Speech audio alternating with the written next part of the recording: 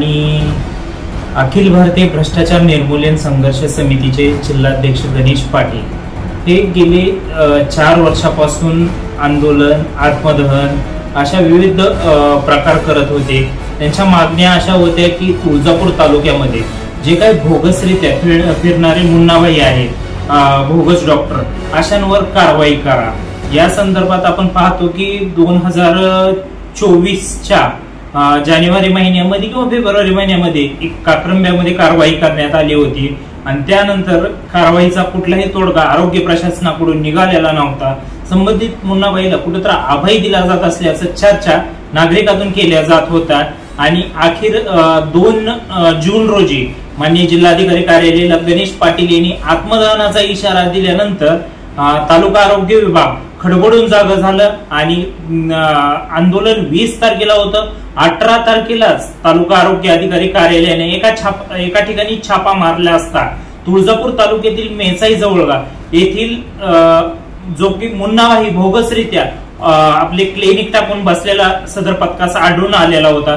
सदर पथकाने पोलीस समोर गट विकास अधिकारी ऑफिस मधील काही कर्मचारी, त्याच्यानंतर तालुका आरोग्य अधिकारी कर्मचारी आणि पोलीस कर्मचारी यांच्या समोर त्या ठिकाणी छापा टाकला असता सदर मुन्नाबाई बेकायदेशीर वैद्यकीय व्यवसाय करत असल्याचा दिसून आला। त्या डॉक्टरला ज्यावेळेस ताब्यात घेण्यात आलं तर त्या ताब्यात घेण्यात आलेल्या डॉक्टराचं शिक्षण बघूनही आपण थक्क व्हाल। त्या डॉक्टराचं शिक्षण होतं 8वी नापास, परंतु तो सांगत होता मी 12वी 10वी आहे। ज्यावेळेस पोलिसांनी आपली जे काही तपास चालू केला त्याच्यावर हे धक्कादायक बाबी उघड झाल्या आणि या मुन्नाबाईवर जे काही मेडिसिन असलेली किंवा टेथोस्कोप असेल किंवा डॉक्टर साहित्य असेल हे सगळं त्या ठिकाणी जप्त करण्यात आलेलं आहे। त्या प्रकरणी तालुका आरोग्य अधिकारी तुळजापूर यांनी दिलेल्या तक्रारीवरून तुळजापूर पोलीस स्टेशन येथे गुन्हा दाखल करण्यात आला आहे। सदर आरोपीला न्यायालयात उभं केलं असता न्यायालयाने पोलीस कोठडी देण्यात आली आहे। या संदर्भात जे काय बातचीत करण्यासाठी आपले जिल्हाध्यक्ष गणेश पाटील अखिल भारतीय भ्रष्टाचारचे आहेत, जाणून घेऊया नेमका काय प्रकार आहे ते। मी गणेश पाटील, अखिल भारतीय भ्रष्टाचार निर्मूलन संघर्ष समितीचा धाराशिव जिल्हाध्यक्ष आहे।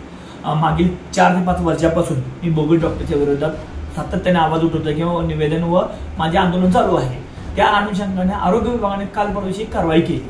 तो मुन्नाबाई फक्त बोगस मुन्नाबाई निघाला, तो 8वी नापास। ह्याच्यावरनं कळतंय की आपल्या तुळजापूर तालुक्यात किंवा धाराशिव जिल्ह्यात आरोग्य विभाग किती खालच्या ठरायला गेलेला आहे। याच्यावरनं माझ्या तुळजापूर तालुक्यातल्या जनतेला किंवा सामान्य नागरिकाला एवढीच विनंती आहे की तुम्ही असल्या मुन्नाबाईकडे किंवा असल्या बोगस डॉक्टरकडे जाऊ नका।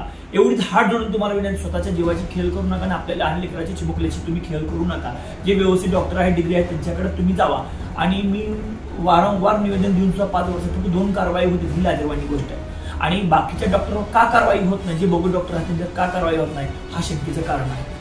याच्यामुळे माझा आरोग्य विभागाला आणि प्रशासनाला असं आहे की तुम्ही जर याच्या पुढे जे काही बोगस डॉक्टर आहेत, 100-125 बोगस डॉक्टर आहेत, त्यांच्याजवळ तुम्ही जर कारवाई नाही केली तर बोगस डॉक्टरच्या विरोधात मी व माझी संघटना आक्रमक होऊन त्यांच्या विरोधात कारवाई करेल आणि तुम्हाला जर ह्या गोष्टी होत नसतील तर संघटनेला ही गोष्ट हातात घ्यावी लागेल।